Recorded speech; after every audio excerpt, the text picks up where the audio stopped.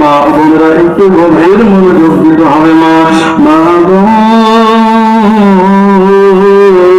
আমার আপনার মা বাবা কত কষ্ট করে মানুষ করলো মা। এইবার হাসান হুসাইন দুইটা ভাই যখন মায়ের কোলে মধ্যে জর্জরিত হয়ে গেছেন, এমন সময় ফাতেমা রাদিয়াল্লাহু তাআলা আনহা ডাক দিয়ে বলতেছেন, ও সন্তান, আমি আর দুনিয়ার বয়ান করতে চাই না, দুনিয়ায় থাকবো না, আমি চলে যাবো গো। আমি যদি চলে যাই হাসান হুসাইন আমাকে তোমরা ভুললো না। এমন সময় যখন ফাতেমা রাদিয়াল্লাহু তাআলা আনহা যখন হাসান হুসাইনকে বলতেছে, ও হাসান হুসাইন, আমি যখন বিদায় নিয়ে চলে যাব আমাকে তোমরা ভুললা যেও না, আমার জন্য তোমরা দোয়া কইরো বাবা।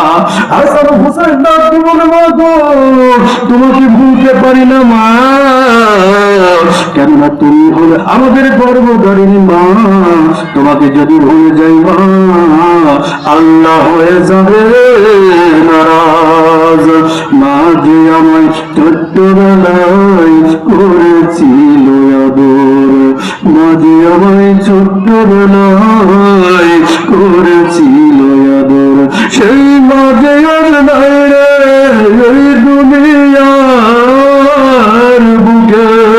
মা যে আমার চইলা গেল ওই কবরের ঘরে। এই জন্য কবরে চিন্তা করতে হবে, মা বাবার জন্য দোয়া করতে হবে। আপনি নামাজ বাদ দিয়ে স্বামীর সংসারে কাজ করতেছেন মা, ওই কাজ আপনার সঙ্গের সাথী হবে না মা গো। আপনি নামাজ পড়তেছেন, কাজ করার পরে নামাজ পড়তেছেন, স্বামীর সংসারেও কাজ করতে হবে, কিন্তু স্বামীর সংসারে কাজ করার পরে আপনাকে নামাজ পড়তে হবে। নামাজ পড়তে হবে না, ওই নামাজটাই আপনার সঙ্গের সাথী হবে, ওই নামাজ আপনার কবরের সঙ্গের সাথী হবে মা। আজ তুমি নামাজ পড়তেছো না, কত দোহাই দিচ্ছ আর বলতেছো যে সন্তানের জন্য নামাজ পড়তে পারি না। ও মা, আল্লাহ তাআলা যখন আপনাকে বলবে তুমি নামাজ পড়ো নাই কেন, তুমি যদি বলো সন্তানের জন্য নামাজ পড়ি নাই, আল্লাহ বলবে ধান্দাবাজ, তুমি বড় মিথ্যক, তুমি বড় ধোঁকাবাজ। কেন তোমার কয়টা সন্তান হয়েছে, তোমার চাইতে আমার ইয়াকুবের কম সন্তান ছিল না, তারপরেও আমার ইয়াকুব কোনদিন নামাজ ছাড়ে নাই। নামাজ ছাইরো না মা, নামাজ ছাইরো না গো মা, নামাজ তোমার হইবে কবরের বাতি। নামাজ ছেড়ো না গো মা, নামাজ ছেড়ে দিও না, নামাজ তোমার হবে কবরের বাতি। ওই কবরের বাতি গো হইবে তোমার নামাজ, ওই কবরের বাতি গো হইবে তোমার নামাজ।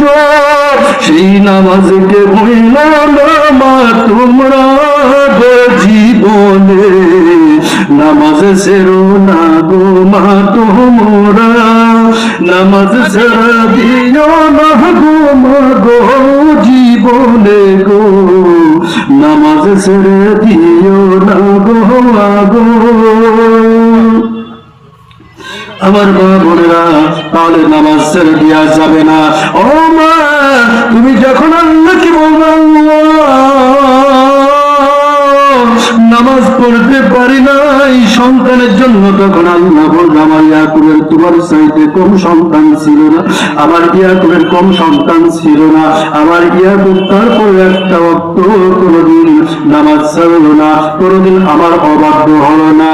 ও মা গো, তুমি যদি বলো যে আল্লাহ স্বামীর সংসারের কারণে, স্বামীর সংসারের কাজকর্ম করার কারণে স্বামীর সংসার ঠিক রাখতে গিয়ে নামাজ পড়তে পারিনি, আল্লাহ বলবে বান্দি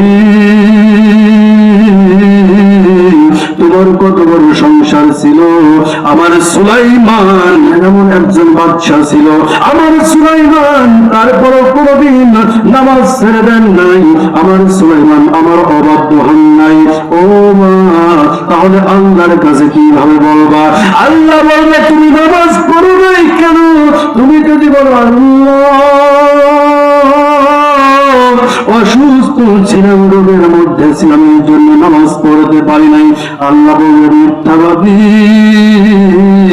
অসুস্থ হলে নামাজ পড়া যায় না। কে তোমাকে বলছে? আমার আইয়ুব আলাইহিস সালামকে আমি আল্লাহ তাআলা 18 বছর রোগ দিয়েছিলাম, একটা বছর কোনদিন নামাজ ছেড়ে দেন নাই, আমার হুকুম অবাধ্য করেন নাই। তখন যে পদ্ধতিতে তাদের উপর নামাজ ছিল, যে কৌশলীতে, তারা সেই কৌশলীতে পড়ছেন। আর এখন আমাদের উপর যে কৌশলীতে নামাজ, সেই কৌশলীতে আমরা পড়ি। এক একটা নবীর সময় এক একটা সিস্টেম ছিল মা, এই জন্য এটা কোনো মতভেদ করা যাবে না। অন্য অন্য নবীর সময় অন্য অন্য সিস্টেম ছিল, আমার বিশ্ব নবী মুহাম্মদ সাল্লাল্লাহু আলাইহি ওয়াসাল্লামের সময় অন্য যেরকম সিস্টেম এখন চলছে, আমাদের এই সিস্টেম মেনে চলতে হবে না। আমার মা বোনেরা, এইবার যদি আপনি যদি বলেন না যে আল্লাহ নামাজ পড়ি নাই কারণে যে স্বামী আমাদেরকে নামাজ পড়তে দেন নাই, এমন কোন পরিবার নাই যে স্বামী নামাজ পড়তে নিষেধ করে। ও মা, প্রত্যেকটা স্বামী চাই যে আমার স্ত্রী নামাজ পড়ুক। এই জন্য তুমি কি বলবো আল্লাহর কাছে? যদি আল্লাহকে যদি বলেও যে আল্লাহ স্বামীর কারণে নামাজ পড়তে পারি নাই, আল্লাহ বলবে আমার আসিয়া স্বামী বড় জালেম ছিল না, তোমার স্বামী বড় জালেম ছিল। আসিয়ার স্বামী জালেম হওয়ার পর আসিয়া যদি আমাকে ভুলতে না পারে, তুমি আমাকে কিভাবে ভুল লাগলো মা গো? এই জন্য নামাজ ছেড়ে দেওয়া যাবে না।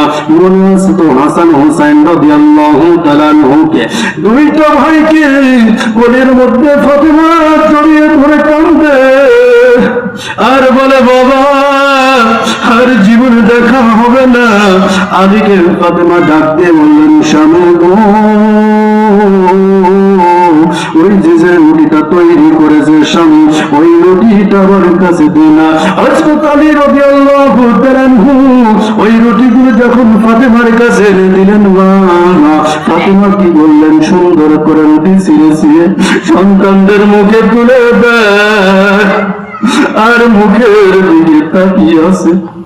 ফাতেমা জানে আমি আর জীবিত থাকবো না, আমি মারা যাবো রে, সন্তানদেরকে আর কোনোদিন খাবার খাওয়াইতে পারবো না। সন্তানদেরকে ফাতেমা ডাক দিয়ে বলে বাবা আমি তোমার মা, তোমাদের গালে যে খাবার দেই এই খাবারটা খাওয়াবো মা। হাসান হুসাইন রাদিয়াল্লাহু তাআলা দুইটা ভাই খাবার খায় আর মায়ের মুখের দিকে তাকিয়ে আছে। হাসান হুসাইন মুখের দিকে যখন তাকিয়ে আছে, মা ফাতেমা রাদিয়াল্লাহু তাআলা আনহার অন্তরটা ওই সময় কাঁদতেছেন আর বলতেছেন আল্লাহ ও মাওলার কোনদিন সন্তানদের মুখে যে খাবার দিতে পারবো না, আজ আমি আমার কোরআনটা ধরে আমি আমার সন্তানদের মুখে খাবার দিতে চাই মা গো। এমন সময় হাসান হুসাইন রাদিয়াল্লাহু তাআলা আনহু দুইটা ভাই যখন বিশ্ব নবীর কলিজার টুকরা ফাতেমা রাদিয়াল্লাহু তাআলা আনহা যখন হাসান হুসাইনকে যখন খাবার মুখে তুলে দেন, খাবার খাওয়ার মায়ের মুখের দিকে তাকিয়ে আছেন, খাবার খাওয়ার মাকে ডাক দিয়ে বলে মা গো তোমার মনটা কেন আজ এত খারাপ মা? তোমার অন্তরটা কেমন যেন লাগতেছে মা, মনে হচ্ছে তোমার অন্তরের মধ্যে মনে হচ্ছে কি যেন বইতেছে মা, তুমি কেন এত মন খারাপ করেছো মা? ফাতেমা রাদিয়াল্লাহু তাআলা আনহা সন্তানদেরকে সান্ত্বনা দেওয়ার জন্য ডাক দিয়ে বলতেছেন বাবা গো আমার মনের মধ্যে কোনো সংকীর্ণ নাই, আমার মনটা ভালো আছে বাবা, কিন্তু আজ মনটা চাইলো তোমাদের দুই ভাইকে সুন্দর করে খানা আমি মুখে তুলে দিতে চাই। এমন সময় হাসান হুসাইন রাদিয়াল্লাহু তাআলা দুইটা ভাই যখন খাবার খায়, কে সন্তানদেরকে ডাক দিয়ে বলল না সন্তান গো এইবার খাবার খাওয়া হয়ে গেছে, যাও আবার তোমরা তোমার নানার রওজা মুবারকে চলে যাও। আমার মামুরা হাসান হুসাইন রাদিয়াল্লাহু তাআলা দুইটা ভাইকে বললেন, সুন্দর করে চলে গেলেন। আবার বিশ্ব নবীর রওজা মুবারকে গিয়ে তারা দুই ভাই নবীর রওজা ধরে বলে, আল্লাহ, আমার নানা মুহাম্মদ আমাদেরকে কত ভালোবাসতো, ওই নানা ঘুমিয়ে আছে এখানে, নানাকে সঙ্গের সাথী পাই না রে, নানার দেখা কবে পাবো? নবীর প্রেমে পাগল ছিল সাহাবীরা, নবীর প্রেমে পাগল ছিল হাসান হুসাইন। ও মা, হুসাইন রাদিয়াল্লাহু তাআলা এবং হাসান রাদিয়াল্লাহু তাআলা দুইটা ভাই যখন নানার কাবার গিলাফ যখন এরকম কান্দে, নানার জন্য কান্দার বলে, আল্লাহ, আমার নানা এই মাটিতে খালি ঘুমিয়ে আছে, নানার দেখা কবে পাবো রে, নানার ভালোবাসা কবে আর পাবো, আর দুনিয়ায় পাবো না। এমন সময় হাসান হুসাইন যখন এরকম করে বিশ্ব নবীর রওজায় যখন দাঁড়িয়ে যখন এরকম বলে আল্লাহর কাছে, আর নানাকে বলে, নানা গো, তুমি আমাদেরকে কিভাবে ভুললে এখানে শুয়ে আছো নানা? আমরা দুই ভাই ছিলাম তোমার সবচেয়ে বেশি আদরের, কেননা তুমি বিশ্ব নবী আমাদেরকে এমন আদর করতে, মহব্বত করবে নানা, আজ কিভাবে আমাদেরকে ভুলে আছো? ও মা, এটা যখন হাসান হুসাইন বলে কান্দে, এদিকে ফাতেমা রাদিয়াল্লাহু তাআলা অন্তর কলিজাতে কান্দে আর বলে, ও প্রাণের স্বামী, আলীকে ডাক দিয়ে বলে, স্বামী গো, আমি হয়তো বিদায় নিয়ে চলে যাব, আমি বিদায়ের আগে সুন্দর করে গোসল করতে চাই। উম্মে সালমাকে পানির কথা বললেন যে, সালমা রে, তুমি পানি এনে দাও, আমার শরীরটা তো দুর্বল, আমি আর দুনিয়ায় থাকবো না, বিদায় নিয়ে চলে যাব। বাবা আমাকে রাত্রে ডেকেছে, আমি আর থাকবো না। সালমা পানি এনে দেব। ফাতেমা রাদিয়াল্লাহু তাআলা সুন্দরভাবে গোসল করে নিজেই পরিপাটি হয়ে সুন্দরভাবে সেজে একটা ঘরের মধ্যে গিয়ে ফাতেমা রাদিয়াল্লাহু তাআলা বললেন যে, আমি ঘরের মধ্যে শয়ন করলাম অর্থাৎ শুইলাম, এইবার তোমরা ঘর থেকে সবাই বেরিয়ে যাও। ফাতেমা রাদিয়াল্লাহু তাআলা এরকম পরিপাটি হয়ে সুন্দর একটা কাপড় মুড়ি দিয়ে আল্লাহর নামে জিকির করতেছেন আর বলতেছেন, আল্লাহ আল্লাহ আল্লাহু লা ইলাহা ইল্লাহু, আল্লাহ আল্লাহ আল্লাহ আল্লাহ। কবরের আসামি হইছি মোরা, কবরের আসামি হইছি মোরা, যাইব কবরে চইলাম। আল্লাহ আল্লাহ আল্লাহ আল্লাহ আল্লাহু লা ইলাহা ইল্লাহু। ওই কবর গো কারো আপন, ওই কবর গো কারো আপন, কারো হইবে পর। আল্লাহ আল্লাহ আল্লাহ আল্লাহ আল্লাহু লা ইলাহা ইল্লাহু। মাগো ফাতেমা রাদিয়াল্লাহু তাআলা যখন এরকম জিকির করতে করতে অনেক সময় পর দেখা গেল যে ওই ঘরের শব্দ আর হচ্ছে না, ঘরের বাহিরে কিন্তু সমস্ত মানুষ দাঁড়িয়ে আছে। ঘরের মধ্যে শব্দ যখন জিকিরের শব্দ যখন বন্ধ হয়ে গেল, এইবার ঘরের মধ্যে মানুষজন প্রবেশ করে, মহিলারা প্রবেশ করে দেখেন যে ফাতেমা রাদিয়াল্লাহু তাআলা বিদায় নিয়ে চলে গেছেন। ইন্না লিল্লাহি ওয়া ইন্না ইলাইহি রাজিউন। ফাতেমা রাদিয়াল্লাহু তাআলা এমন ভাবে চলে গেলেন, জিকির করতে করতে দুনিয়ার মায়া মমতা ত্যাগ করে চলে গেলেন। ও মা, বিশ্ব নবী হাদিসের মধ্যে বলেছেন ইবআসু কুল্লু আরদিন আলা মা মাতু আলাইহি, রাওয়াহু মুসলিম। আল্লাহর নবী বলেন যে অবস্থায় মারা যাবে সে সেই অবস্থায় কঠিন কিয়ামতের ময়দানে আল্লাহর দরবারে উঠবে। মা গো, আমি ছোট্ট মানুষ আপনাদেরকে একটা কথা বলে যাই মা, এই হাদিসের দিকে একটু লক্ষ্য করুন মা। আজ অনেক মা টিভি সিনেমা দেখতে দেখতে মা, মোবাইল ফোনে খারাপ ছবি দেখতে দেখতে, মোবাইল ফোনে গান বাজনা দেখতে দেখতে মা, যদি তোমরা যদি দেখাবো না নির্লজ্জ ভাবে যদি রাস্তায় চলাফেরা করতে করতে মা, পরপুরুষের সঙ্গে দেখা করতে করতে মা যদি মারা যাও, আল্লাহ নবী বলেন ওইভাবেই কঠিন কিয়ামতের ময়দান ওই দেখতে উঠবে। ও মা, আর যে ব্যক্তি কোরআন পড়তে পড়তে মারা যাবে, আল্লাহ নবী বলেন কোরআন পড়তে পড়তে কঠিন কিয়ামতের ময়দানে আল্লাহর দরবারে কোরআন পড়তে পড়তে মানুষগুলো উঠবে।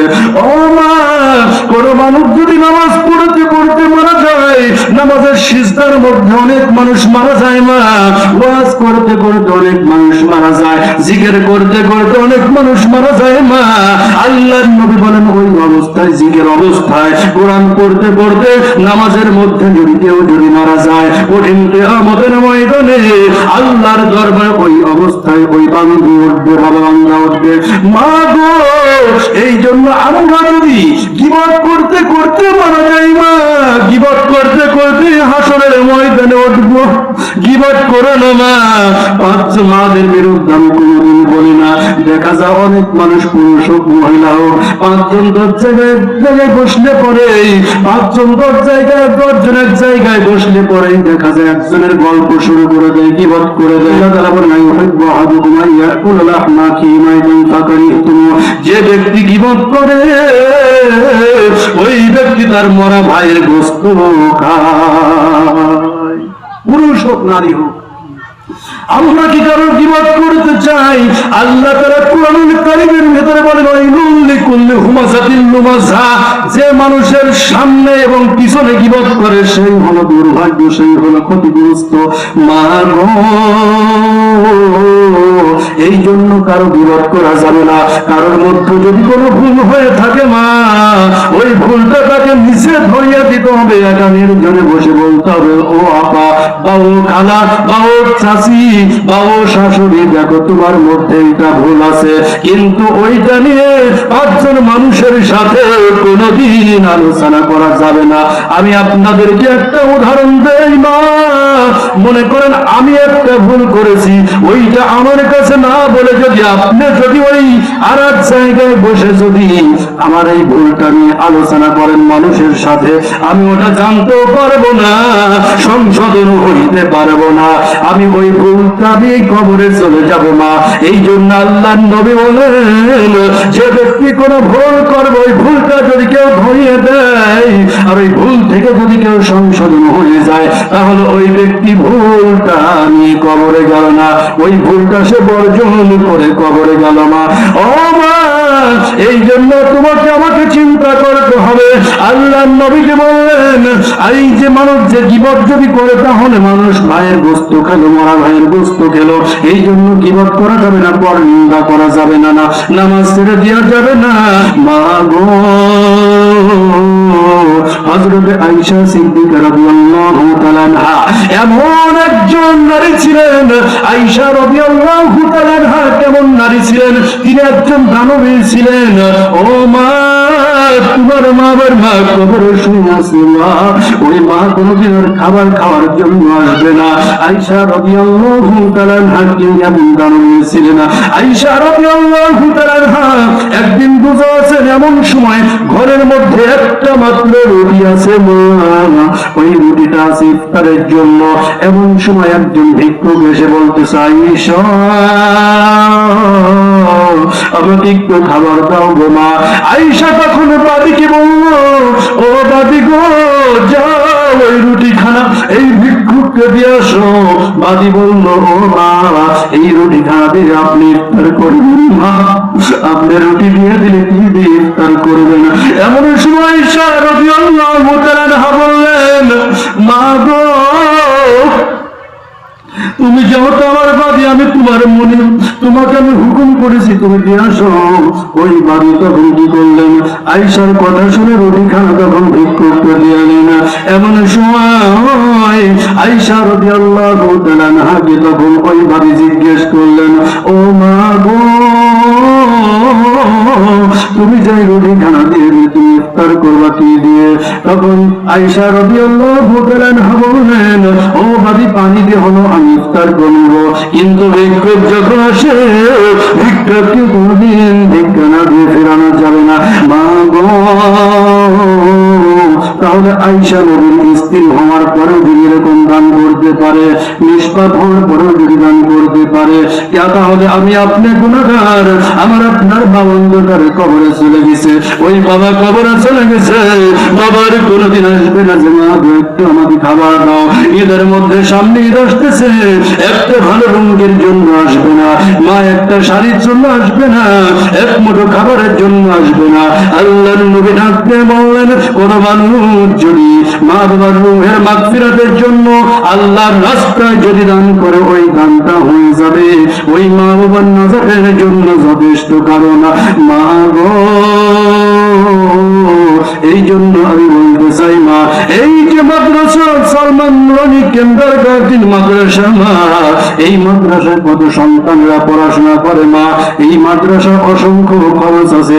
আপনার সন্তানকে যখন এই মাদ্রাসায় দিবেন, আপনার সন্তান কোরআনের টাইম থেকে পড়বে, আপনার সন্তান কোরআন সুন্দরভাবে পড়তে পারবে, তার পাশাপাশি বাংলা, ইংরেজি, উর্দু, আরবি সবকিছু শিখতে পারবে। এই জন্য মাদ্রাসায় আল্লাহর নবী বলেন, মাদ্রাসায় যারা বেশি বেশি দান করে, মাদ্রাসাটা হলো কিয়ামত পর্যন্ত জিন্দা থাকবে। আর ওই ব্যক্তি দান করে যদি মারা যায় মা, ওই ব্যক্তি কিয়ামত পর্যন্ত সওয়াব পেতে থাকবে, কবরে শান্তিতে থাকতে পারবে। ও মা, দুনিয়ার ব্যাংকে টাকা রাখবো না, টাকা কামাইয়ের হয়ে যেতে পারে, আখিরাতের ব্যাংকে টাকা রাখবো না, কোনোদিন মায়ের হবে না। আল্লাহ তাআলা বলেন, এই ব্যাংকটা হলো সবচেয়ে ইনসাফপূর্ণ ব্যাংক, যে ব্যাংক হলো আল্লাহর ব্যাংক। ও মা, তুমি মারা যাবা, তোমার সঙ্গের সাথে তোমার ছেলে মেয়ে হবে না, টাকা পয়সা ধন সম্পদ হবে না, তুমি এখান থেকে যেটা আল্লাহর পথে ব্যয় করে যাবা, আল্লাহর ঘর মসজিদ দান করবা, আল্লাহর নবীর ঘর মাদ্রাসায় যেটা দান করবা, সেটাই তোমার সঙ্গের সাথী হবে। কঠিন কিয়ামতের ময়দানে তোমার নাজাতের ফায়সালার জন্য এটাই যথেষ্ট হবে। আল্লাহ ২২ সপ্তাহের মেয়ে ৫০০ টাকা দান করেছেন। মাবুদ গো, আল্লাহ বাবা বিনয়নে কবরে চলে গেছে, আব্বা মায়ের জন্য দোয়া চাই, আমরা একটু ভাবি আল্লাহ তাকে তুমি মাফ করে দাও, আব্বা মার কবরটাকে তুমি জান্নাতের বাগান বানিয়ে দাও। আল্লাহ ২২ সপ্তাহের মেয়ে ৫০০ টাকা তোমার নবীর ঘর মাদ্রাসায় দান করলো, আল্লাহ এই দানকে তুমি কবুল করে নাও। আল্লাহ এই দানের ওসিলায় বাবা মার জন্য দোয়া চেয়েছেন, বাবা মার কবরটাকে জান্নাতের বাগান বানিয়ে দাও। আমিন আমিন আমিন আমিন। মুজাহিদের মা আগের বার ৫০০ বাকি দিতে, আর এবার ৫০০ দিয়ে ১০০০ টাকা দিল। মুজাহিদের মা ৫০০ টাকা আগে দিয়েছেন, আবার এখন ৫০০ টাকা দিল। আল্লাহ তাআলা দানকে কবুল করে নেন, জানে মানে বরকত দান করুন। আল্লাহ যেন মনের আশা জায়েজ আশাগুলো যেন পূরণ করেন। নাজমা আপা ৫০০ টাকা দিয়েছে, নিজে অসুস্থ কিন্তু আছে, নাজমা আপা ৫০০ টাকা আল্লাহর নবীর ঘর মাদ্রাসায় দান করেছেন। অসুস্থ, আল্লাহ তাকে তুমি শিফা দান করো, সুস্থতা দান করো, সমস্ত রোগ ব্যাধি বিপদ আপদ বালা মুসিবত থেকে হেফাজত করো। সকলে বলে আমিন। আসুন মা, বাকি আব্দুর রহমান ৫০০ বাকি ২০০ নগদ, বলুন মারহাবা দান করেছেন। আল্লাহ আব্দুর রহমান দানকে কবুল করে নাও, তার মা বাবাকে আল্লাহ তুমি আয়াত তাইয়্যিবা দান করে দাও। আল্লাহ আরেকজন ২০০ টাকা দান করেছেন, আল্লাহ দানকে কবুল করে নাও, সমস্ত রোগ ব্যাধি বিপদ আপদ বালা মুসিবত থেকে হেফাজত করেন। আমিন। আসুন মা, আসুন আসুন মা, আসুন, আল্লাহর নবীর ঘর মাদ্রাসায় দান করুন মা। এই দানটা আপনার বেফলে যাবে না। বড় ভাই কামাল ভাই, আরে কত মহব্বতের ভাই কামাল ভাই, আল্লাহ 500 টাকা আল্লাহর নবীর ঘর মাদ্রাসায় দান করেছেন। আল্লাহ দানকে কবুল করে নাও। কামাল ভাইকে আল্লাহ তুমি সুস্থতা দান করো, শিফা দান করো আল্লাহ। আল্লাহ কামাল ভাই অসুস্থ মাঝে মধ্যে হয়ে পড়ে আল্লাহ, আল্লাহ তুমি কামাল ভাইকে সুস্থতা দান করো, শিফা দান করো আল্লাহ। আমিন আমিন। আসুন মা, আসুন, আল্লাহর নবীর ঘর মাদ্রাসা দান করুন মা। এই দানটা আপনার মা বলরামপুর গোরস্থানে শুয়ে থাক, আর আরিফপুর থাক, আর আশুতোষপুর থাক, আর যেখানেই থাক না কেন, আপনার মা আপনার মুখের দিকে তাকিয়ে আছে মা। যাহারে আমার সন্তান আল্লাহর রাস্তায় যখন দান করবে, ওই দানের ওসিলায় আমার আল্লাহ আমাকে মাফ করবে। কেননা বিশ্ব নবী বলেন মা, দেখুন একটু খেয়াল করুন, বিশ্ব নবী বলেন যখন কোনো মানুষ যখন মারা যায়, তখন ওই ব্যক্তি সবচেয়ে বড় অসহায় হয়ে পড়ে। ওই ব্যক্তির মতো আর কেউ অসহায় নাই। তাকে সাহায্য করার জন্য, সহযোগিতা করার জন্য তার ওয়ারিসরা যখন দোয়া করে দুনিয়ায় জীবিত থেকে, তখন আমাদের মাদ্রাসার ছাত্র হাবিবা, বিদ্যুৎ ছাত্র হাবিবা, ওনার দাদি মারা গেছে, 500 টাকা দোয়া আছে। এই সালমান নুরানি কেন্দ্রাগার মাদ্রাসার একজন ছাত্রী, দ্বিতীয় শ্রেণীর ছাত্রী 500 টাকা হাবিবা দান করেছেন। আল্লাহ দানকে কবুল করো। ছোট্ট মানুষ ব্রেন শক্তি বাড়িয়ে দাও, পড়াশোনা ভালো করে দাও, নেক হায়াতে তাইয়্যিবা দান করে দাও। দাদি মারা গেছে, দাদির কবরটাকে জান্নাতের বাগান বানিয়ে দাও আল্লাহ। দাদির জন্য ছোট্ট হাবিবা দান করলাম, দানকে কবুল করে নাও, দাদিকে মাফ করে দাও, কবরটা জান্নাতের বাগান বানিয়ে দেন। সকলে বলে আমিন। নিসার আম্মু 1000 টাকা আমাদের মাদ্রাসার স্টুডেন্ট। নিসার আম্মু 1000 টাকা আল্লাহর নবীর ঘর মাদ্রাসা দান করেছেন। এই মাদ্রাসার স্টুডেন্ট, ছাত্রী,